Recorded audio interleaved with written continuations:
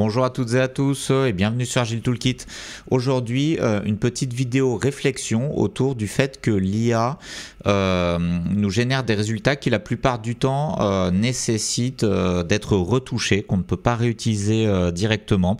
Donc là, dans le titre, j'ai mis « c'est jamais parfait ». Bon, en réalité, non, le mot « jamais » est vraiment trop fort. D'ailleurs, il faut jamais dire « jamais ». Dans beaucoup de cas, l'IA peut rendre un résultat parfait pour les choses très simples, mais dès qu'on veut quelque chose d'un peu plus sophistiqué, d'un peu plus compliqué, il y a souvent des petites erreurs ou des choses à reprendre, à retoucher. Donc là, je vous ai illustré ça par ce petit bonhomme qui monte une étagère qui est utilisable, mais qui a des défauts. Il y a un côté, il y a une étagère penchée, etc. Eh bien, donc dans cette vidéo, on va parler de ça. Je vais vous montrer un exemple très concret et ensuite, je vous expliquerai pourquoi c'est comme ça et qu'est-ce qu'il faut, quelle approche il faut avoir par rapport à ça.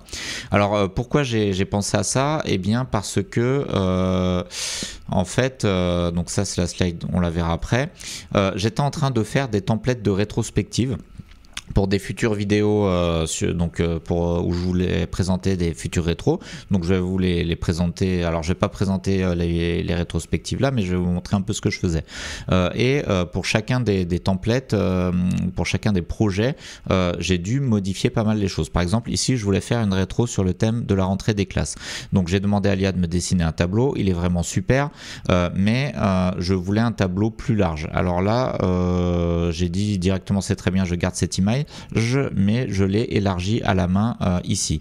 Vous voyez dans Paint.net, donc en manipulant, en faisant des copier, coller, etc. Donc je ne vais pas vous le refaire là, mais j'ai modifié l'image. Ensuite, donc ça c'est le pupitre, ça n'a pas trop posé de problème. J'ai demandé à ce que l'IA me crée une feuille. Donc là vous avez le prompt, hein. Donc une feuille à carreaux pliés comme pour faire une affichette où on écrit son nom à l'école, mais ne met aucun texte sur la feuille à carreaux, fait juste une feuille à carrés pliés au formatant. Donc c'est plutôt pas mal, mais je voulais des modifications. Donc la modification que je voulais, la principale modification, c'est que je voulais que les traits soient moins prononcés autour, plus fins et qu'elles soient plus basses, parce que je veux écrire des prénoms dessus, etc. Là, ça m'a pas donné le résultat que je voulais. Comme vous le voyez, les traits sont tout aussi prononcés. Alors dans le prompt, je dis, peux-tu faire une version avec l'angle moins prononcé, la feuille un peu plus de face, les contours noirs de la feuille moins épais, alors j'écris moi, c'est peut-être à cause de moi que ça a bugué, plus fin, et la hauteur un peu moins haute. Alors là, l'angle n'a pas changé, la hauteur c'est un peu moins haut, et les contours ils sont toujours aussi épais. Et en plus, la couleur des carreaux a changé et la couleur de la feuille est devenue transparente. Donc ça va pas. Donc là, les traits noirs sont trop épais. Il faut réduire l'épaisseur. Donc là, ça m'a encore changé les traits intérieurs. Donc après, au bout d'un moment, j'ai abandonné. Donc là, dernier essai. Et ensuite, j'ai abandonné parce que je n'arrivais pas à obtenir ce que je voulais de l'IA. Même si le premier résultat était assez satisfaisant. Donc j'ai pris là aussi Paint.net. Donc ça, c'est la version originale. J'ai écrasé un petit peu et puis j'ai fait des essais dans un template Klaxoon. J'ai vu que ça me convenait à peu près, donc j'en suis resté là. J'ai pas essayé d'affiner les traits noirs finalement. Donc ça c'est le premier exemple. Donc vous voyez que même pour quelque chose d'assez simple, hein, c'est pas extraordinaire, une feuille avec des carreaux, hein, je demande pas quelque chose de très compliqué ou très artistique. Alors c'est peut-être moi qui me suis mal exprimé, mais en tout cas j'ai dû retoucher un petit peu. Deuxième exemple, donc là c'est pour une rétro carte postale, donc un type de rétro que je fais depuis longtemps avant l'IA et que là j'ai voulu refaire un nouveau template en m'aidant de l'IA parce que quand on invente des templates, quand on est chez un client en entreprise, en général on le fait sur place avec les moyens du bord, avec des images prises sur Google par exemple, etc. Et on peut même pas la plupart du temps, pour des raisons de sécurité évidentes, ramener les templates avec soi une fois que la mission est finie, donc il faut toujours tout refaire à chaque fois. Donc avec l'IA, ça nous aide un peu, bien sûr. Bon, en fait, si on pourrait refaire les choses chez soi, les emmener au travail, etc. Bon, bref, peu importe. Donc j'ai voulu refaire un template de rétro carte postale. Donc là, ici, j'ai demandé une carte postale avec une fusée Ariane, quelque chose d'un peu sympa. Après, j'ai voulu changer, je lui ai demandé une carte postale sur Toulouse. Donc là, Toulouse, bah, c'est super, hein, le timbre est super, etc. Bon, ça me plaît, mais je veux changer quand même quelques détails. La barre verticale, la séparation, je veux qu'elle soit plus à droite parce que les post-it, les gens vont écrire principalement leurs post-it ici dans la zone de gauche, donc je veux que la barre verticale soit plus à droite. Voilà, donc c'est ce que j'ai demandé, quelques variations. Ah oui, j'ai demandé aussi des variations de style pour voir s'ils pouvaient pas me faire une carte postale un peu différente. Alors j'ai demandé variation de style, bon ça n'a rien changé, donc c'était peut-être pas le bon vocabulaire employé. Et pour le trait vertical du milieu, mais le plus à droite, plus vers le timbre. Donc là je précise parce que ChatGPT a un peu de mal avec sa gauche et sa droite, de manière à ce que la zone vide soit plus grande. Donc là 3 explications, droite, plus vers le timbre et zone vide plus grande. Eh bien ChatGPT m'a ressorti quasiment la même chose. Alors le timbre est légèrement différent, alors que j'ai pas demandé de modification de timbre. Là vous voyez, c'est juste écrit Toulouse, là c'est écrit Toulouse 025 et l'image n'est pas exactement la même. Et donc, j'ai encore demandé une modification et la modification n'a pas fonctionné. Donc là, face à une telle situation, je pourrais tester plein de prompts, mais dans un cas comme ça, c'est beaucoup plus rapide de modifier soi-même la carte postale. Donc vous voyez ici, j'ai commencé la modification et après m'est venue l'idée de cette vidéo. Donc cette vidéo, elle est improvisée. C'est le fait de créer des templates de rétrospective qui m'a fait réfléchir à ça et qui m'a fait penser à montrer que malgré toutes ces qualités, malgré le fait que l'IA a réponse à tout et fait tout ce qu'on veut, eh bien quasiment tout le temps, dès qu'on veut faire des choses un peu plus sophistiquées ou dès qu'on veut quelque chose d'un peu précis, il faut retoucher les images. Alors d'ailleurs, vous voyez sur cette image que j'ai prise, là c'est pas écrit France, c'est écrit Pébance. Donc je l'ai corrigé. Pour déplacer le trait, je vous montre pas toutes les étapes parce que j'en ai fait un certain nombre, mais j'ai déplacé le trait plus vers la droite. J'ai sorti, j'ai découpé le cachet, ici le tampon, j'ai corrigé pour écrire France, donc j'ai modifié les lettres avec les outils de Paint.net. Ici je vous montre juste la fin, donc il faut, si on veut vraiment bien utiliser l'IA, il faut être capable de faire des éditions, alors notamment pour tout ce qui est image, hein, mais pas que image, ça vaut aussi pour du code informatique,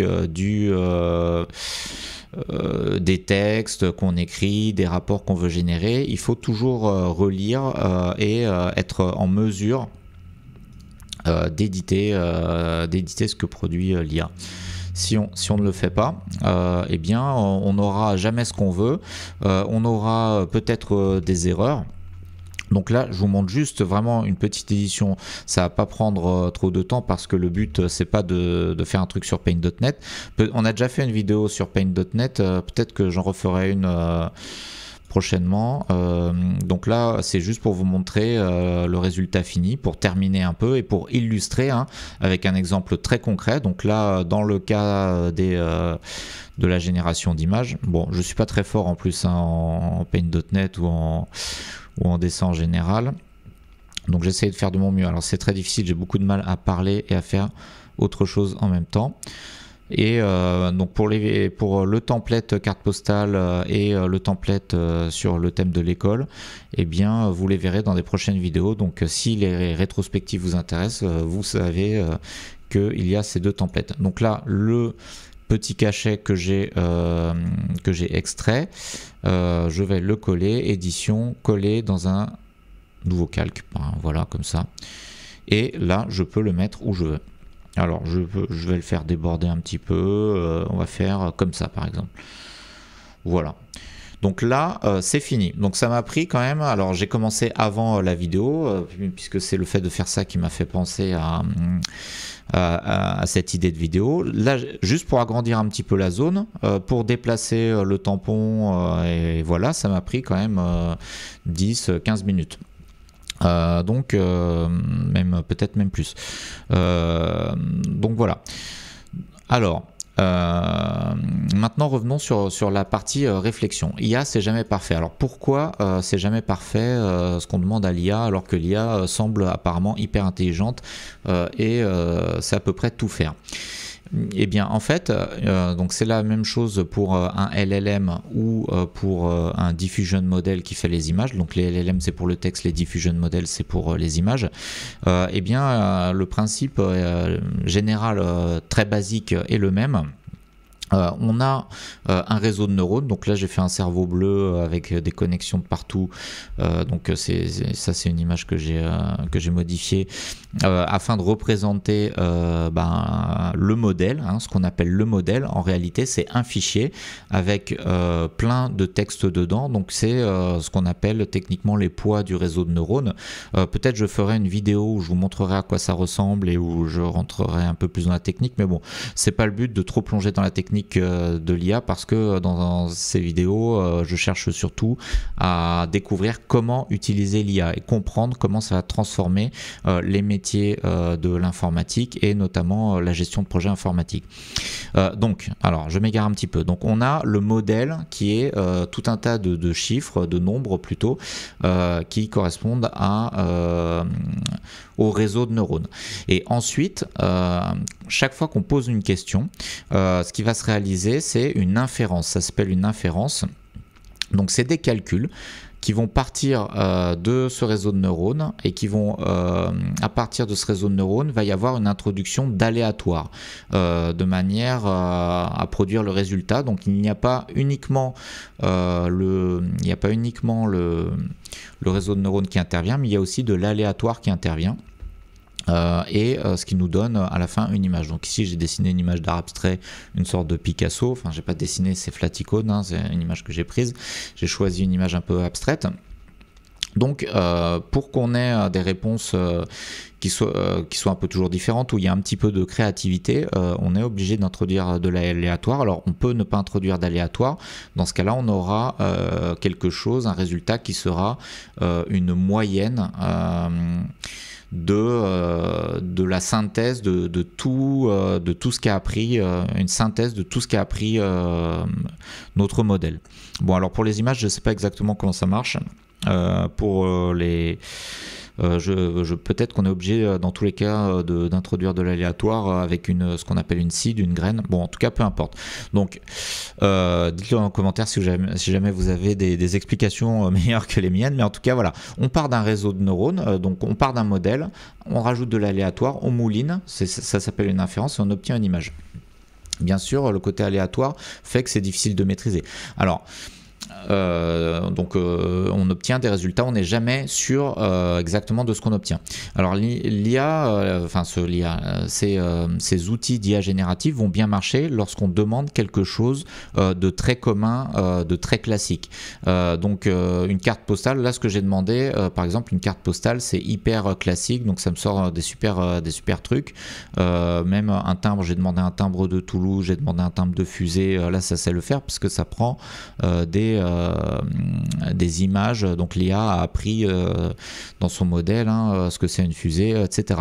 Mais on voit quand même qu'il y a des variations aléatoires, parce qu'au départ on avait, c'était bien écrit France La Poste ici, si je continue, si je demande des modifications, là c'est toujours écrit France La Poste, petit à petit ça dérive, là c'est écrit Pébance La Poste. Donc si je demandais plein d'itérations sur cette image, peut-être qu'au bout d'un moment le texte ne ressemblerait plus à rien.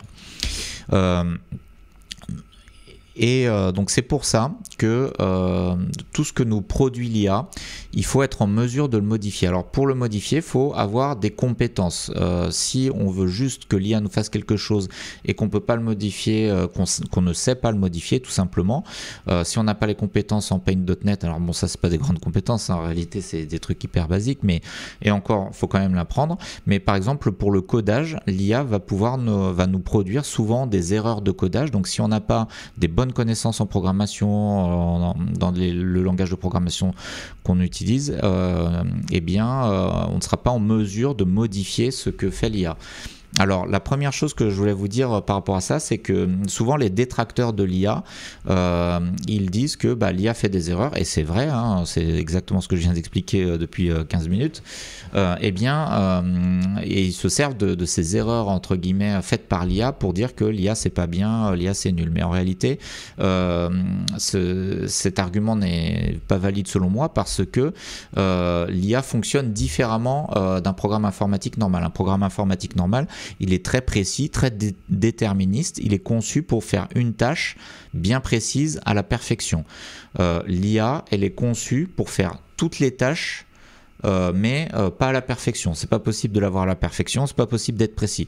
L'IA est conçue pour réaliser n'importe quelle tâche à peu près. Alors sachant que pour les tâches les plus communes ou les plus simples, l'IA va arriver à le faire à la perfection quand même, mais dès qu'on va demander quelque chose d'un peu original, d'un peu compliqué, il y aura des erreurs. Donc c'est comme ça que fonctionne l'IA, c'est un mode de fonctionnement très différent des programmes traditionnels. Critiquer les erreurs que fait l'IA, je le répète, ce n'est pas un argument très valide, je pense. Il faut juste comprendre et accepter que c'est un outil qui fonctionne différemment d'un programme informatique traditionnel. Donc ça, c'est la première chose que je voulais vous dire. La deuxième chose que je voulais vous dire, c'est que étant donné qu'on a toujours des défauts dans ce que l'IA produit, il va falloir être capable de corriger ces défauts. Alors là, pour les exemples que j'ai montrés aujourd'hui, c'est assez simple. Paint.NET, c'est des compétences finalement que n'importe qui peut acquérir assez facilement, mais si on utilise l'IA pour un langage de programmation, si on programme un projet et que le projet est un peu compliqué, qu'il y a plein de choses techniques dans le code, etc., eh bien, à ce moment-là, il va falloir être suffisamment compétent pour reprendre le travail de l'IA et pouvoir le corriger. Alors pourquoi je vous dis ça? Parce que on peut avoir l'illusion, on peut se demander si l'IA va pas remplacer les développeurs, si l'IA ne va pas faire le travail à notre place. Eh bien, je ne pense pas que l'IA va faire le travail à la place d'un développeur expérimenté, du moins pas tout de suite. Donc si l'IA ne progresse pas d'une manière radicale dans les années à venir, si on en reste à peu près au même niveau, et je pense qu'on va rester à peu près au même niveau, je l'expliquerai dans une vidéo prochainement, eh bien, avec cette IA qu'on a actuellement, il faudra toujours un développeur expérimenté pour comprendre ce que fait l'IA et pour corriger les erreurs de l'IA ou pour adapter ou pour la guider au fur et à mesure.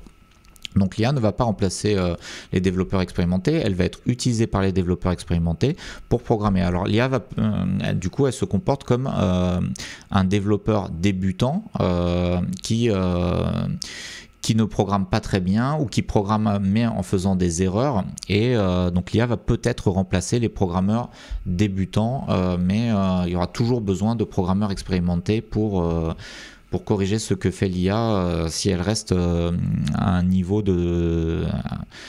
au niveau auquel elle est actuellement. Donc ça c'est...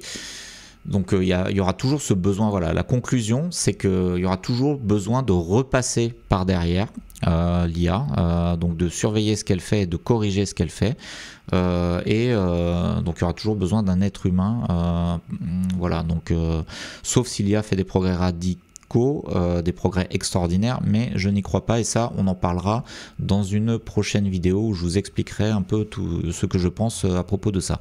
Bon, malgré tout, l'IA c'est quand même un outil formidable, moi j'adore, et si vous voulez plus de vidéos sur l'IA, notamment appliquées à la gestion de projet ou à l'agilité, eh bien abonnez-vous à cette chaîne, et voilà, il y a des vidéos 2 par semaine à peu près, 1 ou 2 par semaine. Je vous remercie pour votre attention et je vous dis à très bientôt pour de prochaines vidéos.